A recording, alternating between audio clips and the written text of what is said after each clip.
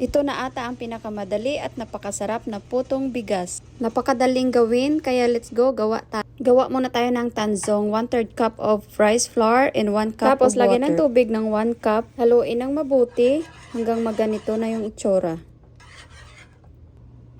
Para sa dry ingredients, 2 cups of rice flour, 1 teaspoon of yeast, pinch of salt, 2 tablespoons of baking powder, 1 cup of granulated sugar or white sugar, at 1 and 1/2 cup ng gata.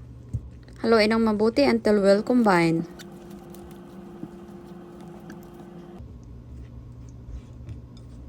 Pag nahalo ng mabuti, ilagay na natin yung ating ginawang tanzong.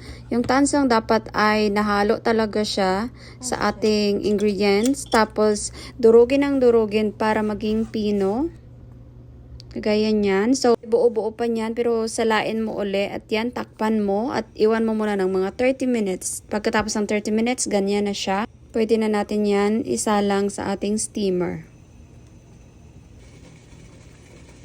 At ito na yung ating ginawang puto bigas.